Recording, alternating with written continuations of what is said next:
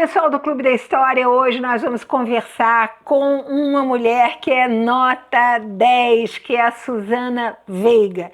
A Susana Veiga é uma historiadora brilhantíssima que trabalhou sobre o século XVI e ela puxou aquele fiozinho do novelo que a gente sabe que existe entre o século XVI e o século XXI, e ela hoje faz cursos para emancipar as mulheres. Ela não está só na universidade dando aulas, produzindo, publicando textos, orientando, ela está, sobretudo, dando cursos para que as mulheres possam se empoderar, mulheres do Brasil todo, sindicalistas, mulheres que querem entender o que é ser feminista hoje, né? O que a gente ganha sendo feminista, onde é que o feminismo nos leva, e a Susana faz isso tudo com um charme, com inteligência, com uma consistência intelectual brilhante. Venha conhecer a doutora Susana Veiga, espetacular. Gente, sempre o mesmo pedido, se inscreva no canal, dê o seu comentário e dê o tal do polegar, por favor, né? O polegar da Silva aqui,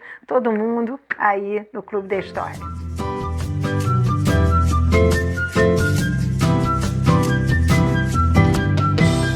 Susana, que coisa boa a gente estar junto, que encontro bom, né? Eu acho que estava mais do que na hora. Você está fazendo um trabalho tão bonito que a gente acompanha, um trabalho sobre mulheres, para mulheres, fazendo essa conexão que eu acho tão importante entre a vida da universidade e a vida real de milhares de mulheres brasileiras. Para quem a universidade muitas vezes fala difícil, eu digo sempre, tem uma novilíngua, né? O George Orwell aqui dizia, né? Agora da novilíngua. Mas a verdade, Susana, o que eu acho absolutamente notável aí na sua trajetória é justamente esse trabalho construtivo, ensinar, convidar, inocular as mulheres com o desejo de se pensarem empoderadas, feministas. Conta um pouquinho, primeiro, né, como é que você foi de Pernambuco para o Sul, né, como é que o mestrado te leva a isso e como foi, de fato, esse início de um trabalho voltado para a comunidade e com mulheres sobre um tema tão bacana e que muitas vezes pode ser tão difícil quanto a história das mulheres, a história do gênero e outros. Nery, eu queria dizer primeiro que é um prazer estar aqui, de receber esse convite também, e dizer o quanto você foi importante na minha trajetória como historiadora, né?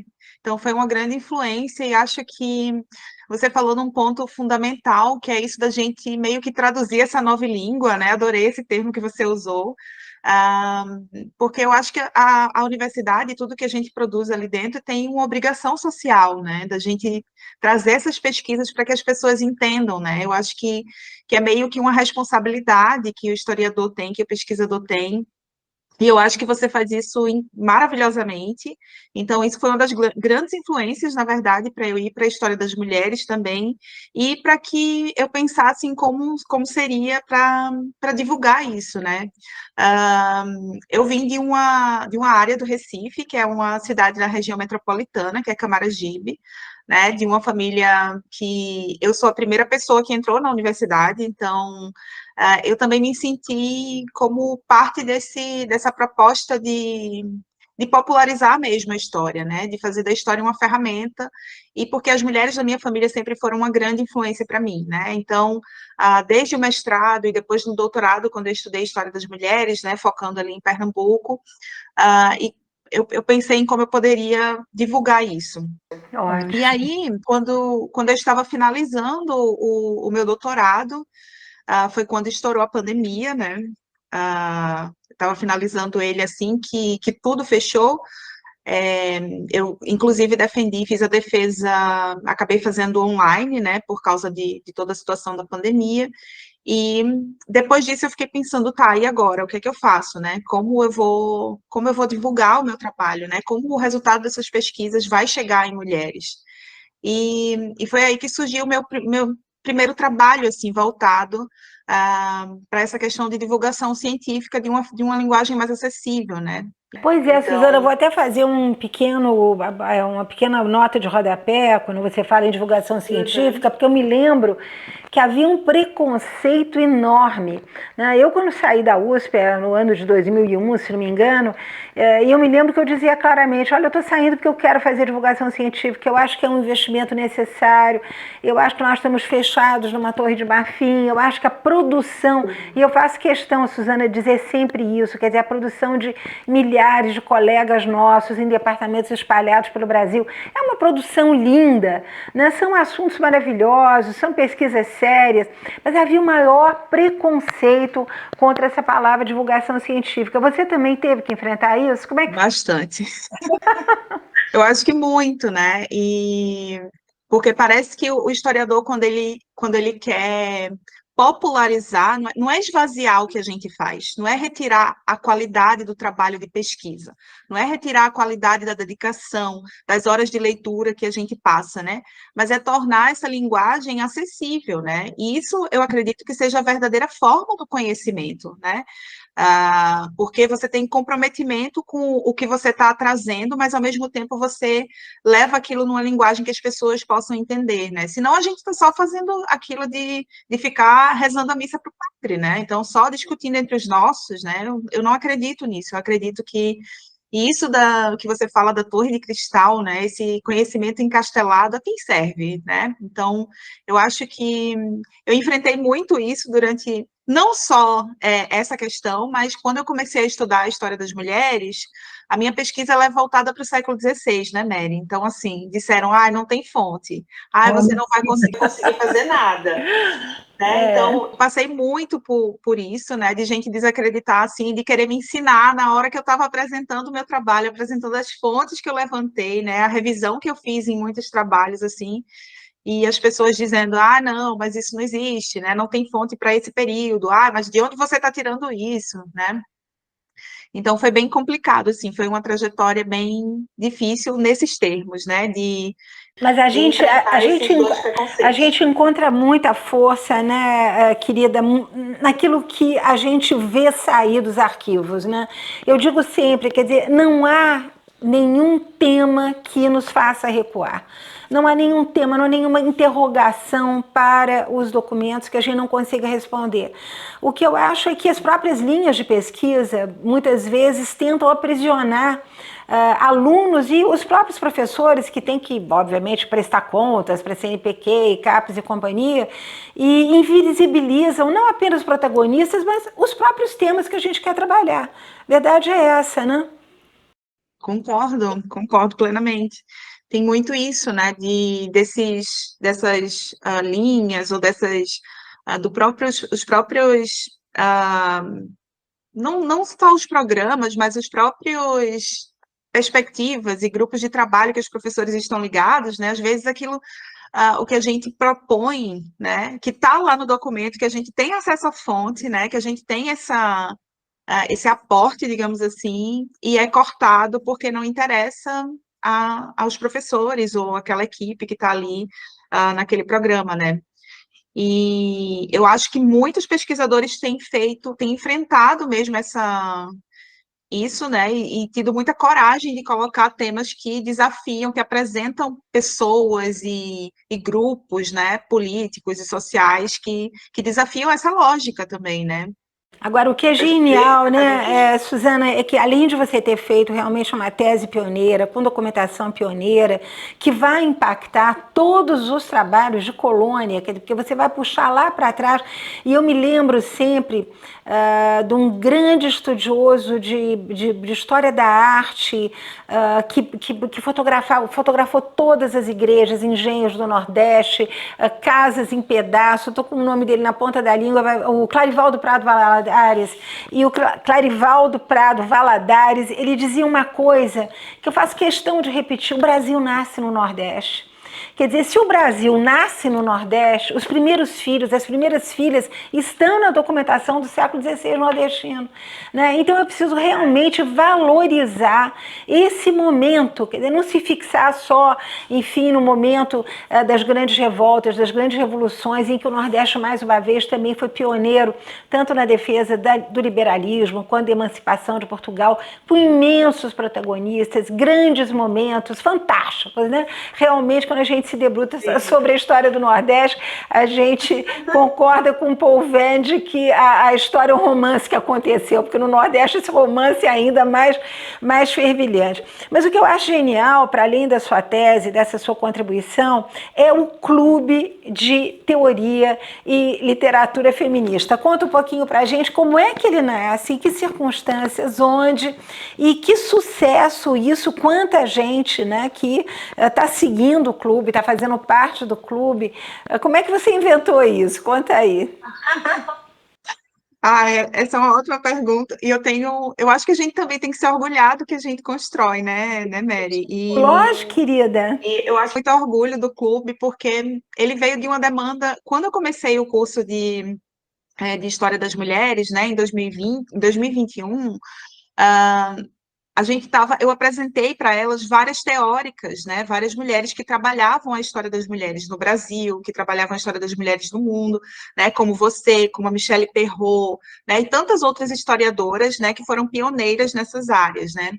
E aí, quando terminou o curso, né, quando finalizou as aulas, várias delas vieram conversar comigo dizendo que queriam tanto se aprofundar mais, que isso não era visto na escola, que essa história elas não tinham acesso em outros lugares, né?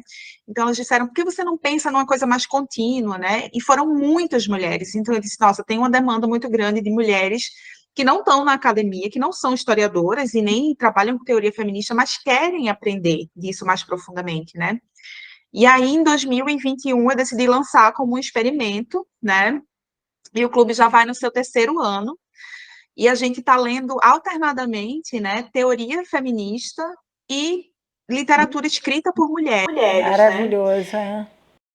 E tem sido uma experiência tão fantástica, assim, de ter mulheres do Brasil todo, porque eu acho que a internet, ela possibilita isso também, né, da gente conseguir acessar pessoas que, se fosse presencial, em Recife ou aqui em Porto Alegre, a gente não conseguia chegar a tantas pessoas, né, e tem mulheres de todas as áreas, mulheres, né, de distintos grupos, mulheres que são militantes, mulheres que não são militantes, então é um grupo bem diverso, né, e com discussões, assim, tão ricas, né, que tem sido muito gratificante, né?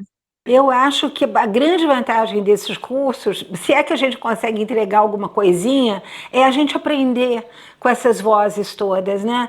E eu não sei, Suzana, qual é a sua sensação, mas a sensação que eu tenho é que nós temos que conhecer o Brasil. O Brasil é muito complexo, né? O que essas mulheres nos trazem é justamente a variedade de espaços nos quais elas atuam, a variedade de organizações familiares, os problemas, né, ou não, digamos, que elas estão atravessando nesse momento econômico do Brasil e que é também um momento globalizado, mundial, no qual nós estamos recebendo aí os influxos mais diversos da economia mundo, e como essas mulheres continuam, que é o bacana é que você está trazendo um fio do século XVI até o século XXI, para provar que essas mulheres elas nunca foram vencidas, elas nunca foram coitadinhas, essas mulheres são protagonistas, elas criam as suas famílias, elas se mobilizam internamente dentro dos seus grupos, mas elas se mobilizam no sentido de fazer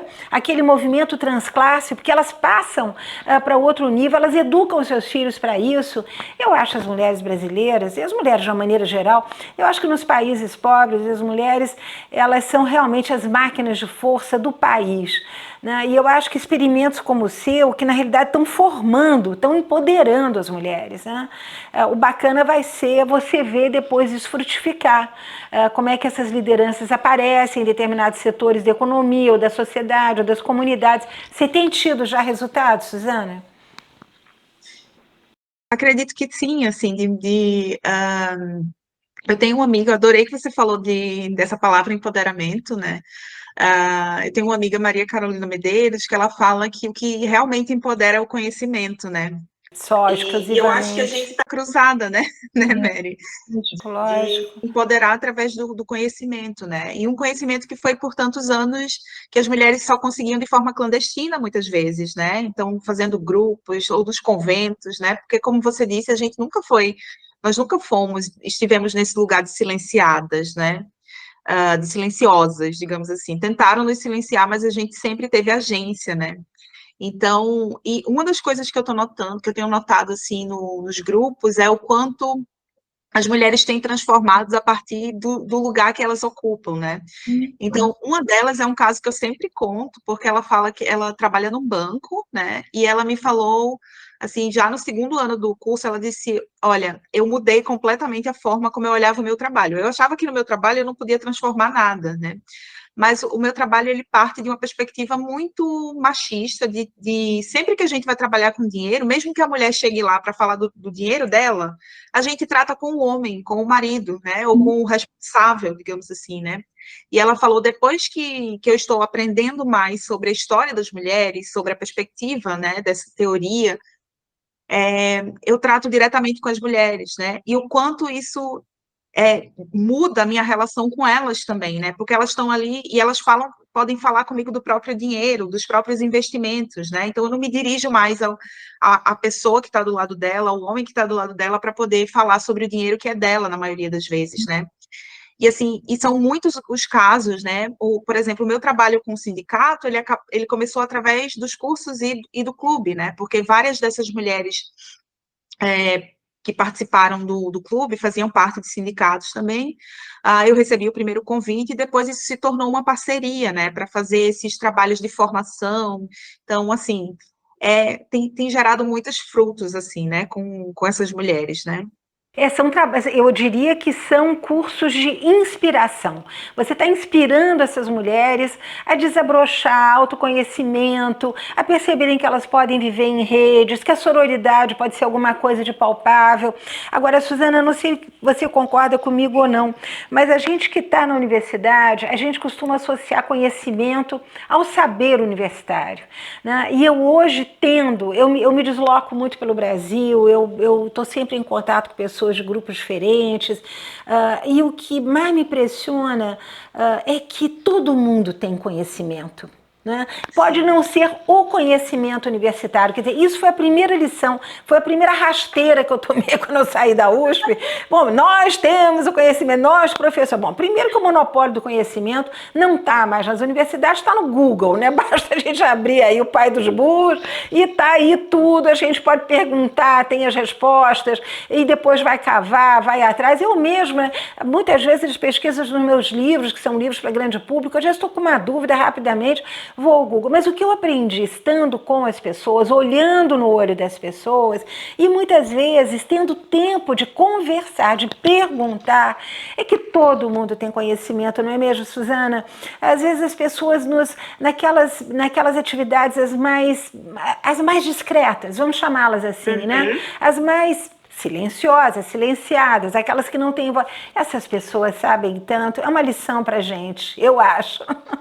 Sim, ai, que lindo. Eu acho também, eu acho que isso é tão fundamental, né? Em 2013, Mary, eu tive a experiência de dar aula para formação de professoras na graduação de pedagogia, né? E eram mulheres, assim, que vinham do magistério, né? A maioria delas, assim, ah, é, já mulheres mais velhas, mulheres que são de igrejas evangélicas, né, que eram mães ou avós e eram chefes de família também, né, e assim, tinham uma grande dificuldade nesse ambiente universitário, porque esse conhecimento delas, da grande maioria delas, né, eram mulheres periféricas também, vinha desse conhecimento da vida, né, que você está falando. Então, são mulheres que tinham um profundo conhecimento da existência, das relações humanas, né, e tem esse conhecimento não formal, né, também. Então, e eu aprendi, foi um aprendizado tão grande que eu carrego até hoje, assim, nas minhas aulas, na forma como eu me relaciono com as pessoas também.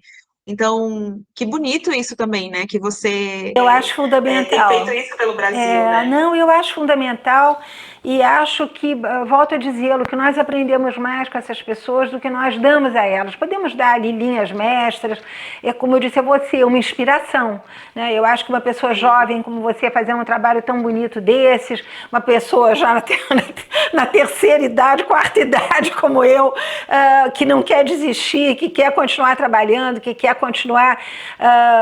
que quer continuar sendo curiosa. Eu acho que basicamente o nosso grande desafio, se eu pudesse dar um curso assim geral, eu faria um curso sobre como ser curioso nessa vida, porque tudo nos interpela, há uma mudança tão rápida. Quando eu vejo, queria até que você falasse um pouquinho sobre literatura, como é que você provavelmente vai inspirar escritoras, você daqui a pouco terá, né, jovens autoras ou recém-autoras que estarão escrevendo a partir da inspiração que esse curso que envolve literatura vai dar. Mas o que eu acho fundamentalmente mais importante é também a sensação de estarmos juntas em alguma coisa, né? Caminhando para frente. Às vezes eu recebo muita informação, chegou o livro de um autor novo, ele fala das dificuldades, ele era analógico, agora o mundo é outro, é a computação. Não podemos ter medo, né? Sim, muitos de nós continuamos analógicos, né? Até por opção, porque não gosta, acha um saco essa coisa desses teclados malucos, mas não é razão para a gente, desgostar do mundo e não ter curiosidade para continuar nele do nosso jeito, né? Mas fala um pouquinho aí da literatura. Você tem levado mais autoras que estão fora de catálogo, que estão na moda, porque tem isso, né? Tem também a autora da moda. Aí, essa é uma pergunta, assim, que eu acho que... aí é uma pergunta que eu faço para você também, apesar de eu estar sendo entrevistada, mas eu acho que a literatura... O motivo de eu ter entrado na história foi por conta da literatura, porque os livros sempre foram o meu lugar de prazer, assim, de conforto, de conhecer muito do mundo, de conhecer outras realidades, porque eu também tenho essa característica de ser curiosa, né? Eu acho que a gente é um pouco Pandora, só que no bom sentido ressignificada, né? Porque a curiosidade eu não acho que eu acho que ela é o motor da transformação, né? É o motor do conhecimento e se a gente perde a curiosidade, a gente perde, acho que a gente fica para trás, né? E então a literatura ela era a minha porta para o mundo, sempre foi assim, né? E óbvio que crescendo eu li muito mais autores homens, né? Mas hoje assim até o próprio mercado editorial, né, Mary, ele tem se voltado muito para a literatura de mulheres também, né? Do que as mulheres têm escrito, tem um resgate também. Recentemente, o meu pós-doutorado, por exemplo, é sobre um livro da Ercília Nogueira Cobra, que é o Virgindade Inútil, que é um livro que foi escrito em 1927. Revolucionário, eu vivo citando. E a própria trajetória dela, né, Suzana? Ela foi uma mulher antes do seu tempo. Enfim, sem marido, criou os filhos, interessada na questão dos povos originários, acaba fazendo astrologia, mexendo com tarô. Quer dizer, olha que figura rica, né? Não é só feminista dentro ali da caixinha, foi feminista. Não, olha que mulher aberta para o mundo, né? Ela morou também numa colônia anarquista, não foi? Você deve conhecer melhor do que eu. Essa foi a Maria Lacerda de Moura? Merda. Sim. Maravilhosa, maravilhosa, sim. Pois é. Então, assim, são mulheres incríveis que a gente consegue resgatar hoje através dessa busca da literatura também, né, Mary? Então, e aí, com o clube, eu consigo trazer essas mulheres, né, porque eu acho que a literatura ela tem uma função também de... Às vezes a teoria ela é muito difícil da gente aplicar na nossa realidade, né? Ela se torna complexa demais, ou se usa palavras muito difíceis, né? Você sabe bem como é. E quando a gente usa ou o recurso literário, né, ou traz essa literatura, as pessoas se enxergam ali, né? E eu, ultimamente, estou apaixonada por literatura asiática, né? Tenho lido muito da Coreia do Sul, literatura chinesa, e é uma literatura que tem sido traduzida cada vez mais para o Brasil, e, assim, tem tantas similaridades, né? Recentemente, a gente leu um livro chamado Kim Jin-yong, nascida em 1982, e esse livro fala sobre uma mulher, né, que cresceu durante a década de 80 na Coreia do Sul, mas a gente se identificou tanto, né, com o crescimento dela, né, com as violências que ela sofreu, violências patriarcais. Então, assim, eu acho que a literatura ela tem esse poder de conectar a gente com a nossa realidade, né, de fazer a gente se identificar, de fazer a gente entender, de fazer a gente criar esse senso de comunidade também com mulheres que são tão diferentes da gente, que estão do outro lado do mundo também, né. Então, eu acho que para mim a literatura tem essa função, né, tanto de prazer, assim, do prazer do conhecimento, né, mas também de transformar a nossa vida, né, a nossa visão de mundo. Não, e entender definitivamente que o patriarcado não vai acabar por decreto, né, Suzana? Porque quando a gente começa a ler a literatura mundial, né, dos esquimós até... Eu gosto muito de literatura africana, porque eu digo sempre que o patriarcado brasileiro não é branco, ocidental cristão só. Ele é africano, ele tem também muito das populações originárias, e a literatura feminina, enfim, africana, dos países mais diversos, tá ali o grande papai, polígamo, falando em excisão de clitóris, falando em naquelas operações todas para, enfim, de infibulação, largando as mulheres pela vida, abandonando quem fosse estéril. Então, é interessante a gente pensar que o nosso patriarcado, ele também foi muito hidratado por essas influências todas, né? Eu, às vezes, me pergunto se essa presença da mulher à frente da chefia familiar, que você sabe tão bem ou melhor do que eu, que vem desde o período colonial. Me lembro que São Paulo era uma cidade de mulheres no século XVIII, praticamente não tinha homem. Eu digo sempre que a própria Marquesa de Santos é resultado dessa onipresença de mulheres fortes, que cuidavam da vida, tocavam os filhos, né, seguravam todas as pontas. Então, é interessante a gente imaginar como esses patriarcados também acabaram influenciando aqui. É sempre uma possibilidade de a gente fazer essas reflexões. Eu adoro as séries coreanas, né? Como gritam com as mulheres, Ave Maria, coisa doida, né? Aquelas séries policiais coreanas, eu te confesso que eu adoro aquilo. Eu adoro também. E as indianas também, porque eu acho que revelam um mundo de uma violência não só contra a mulher, mas uma violência de castas, né? Aqueles pobres coitados, sim, de castas inferiores, apanhando de paulada. Então, a gente vê que realmente a violência é algo muito presente, o que colabora, Suzana, não sei se você concorda, colabora para a gente chutar o pau da barraca desse vitimismo, porque se a gente for pensar em vitimismo, todo mundo é vítima de alguma coisa o tempo todo, né?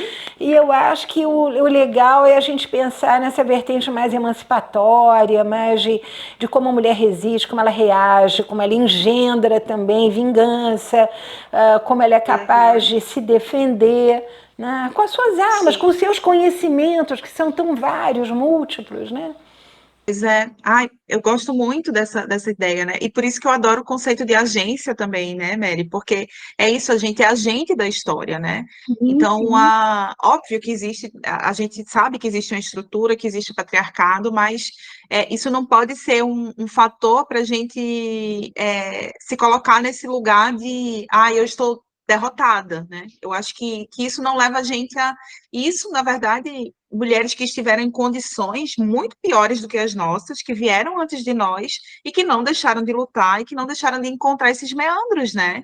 Exatamente. De construir a história, de construir a possibilidade para que a gente estivesse hoje aqui fazendo diferente, né? Então, eu acho que eu concordo com Suzana, e também uma reflexão, eu acho que todo mundo que trabalha com mulher hoje tem que pensar um pouco que nessa multiplicidade, nesse mundo, nesse universo amplo, marcado por condições muito diversas do Brasil, nós temos uma parcela de mulheres...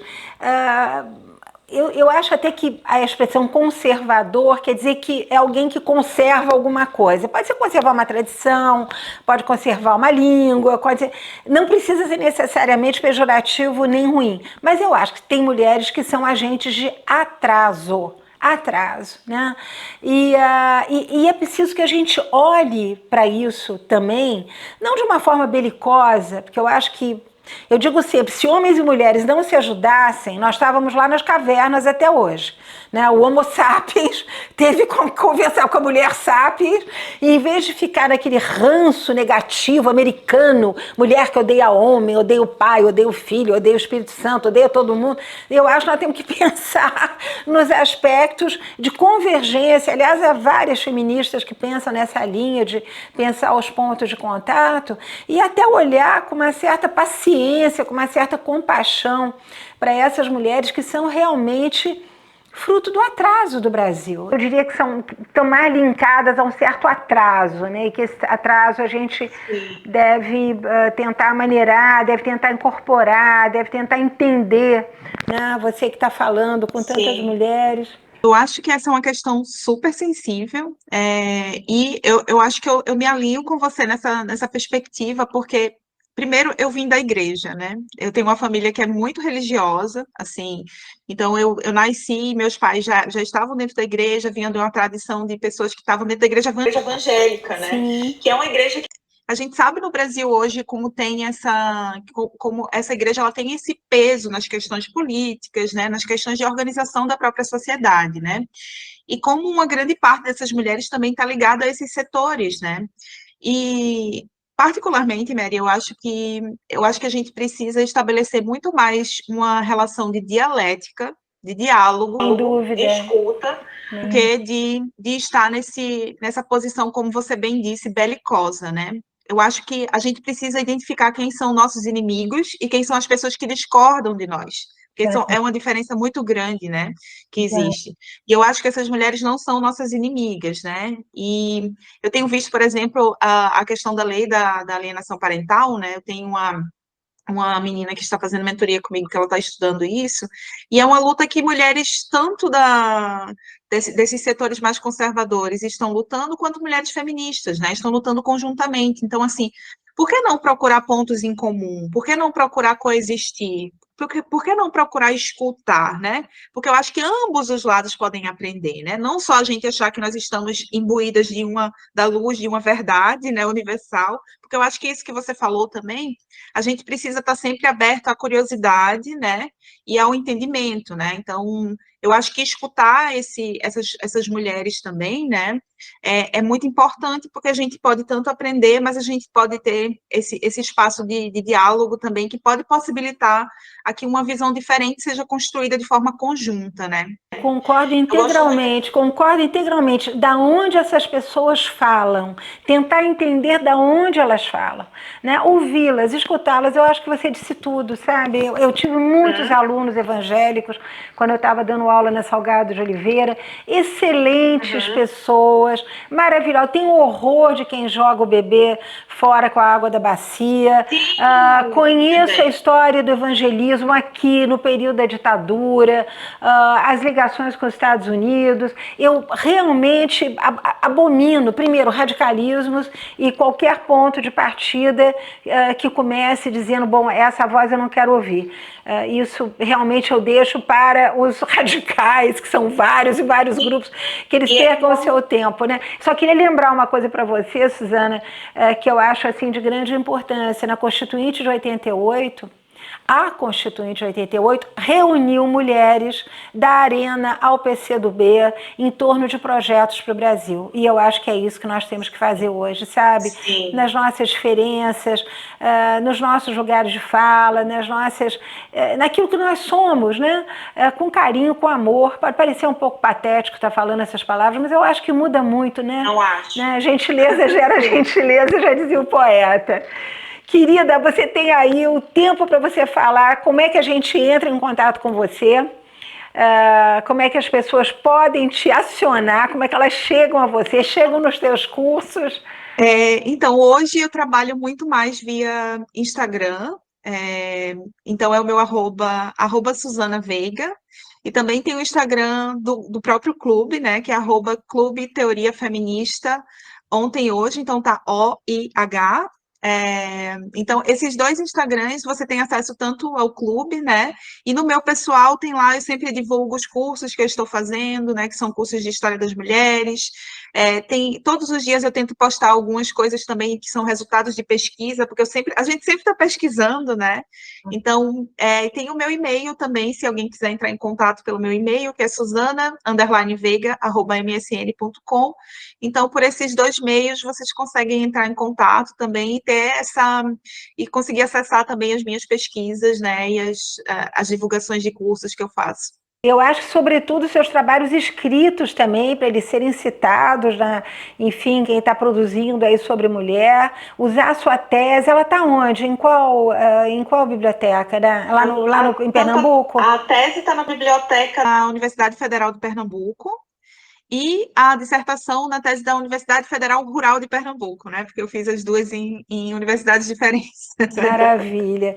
E uma última pergunta só para fechar. Você não sente falta daquela delícia que é estar ali perto de Recife, aquelas comidas maravilhosas, aquelas igrejas espetaculares, São Pedro dos Clérigos, meu Deus, eu não vou a Recife sem visitar São Pedro dos Clérigos, pagar meus pecados lá.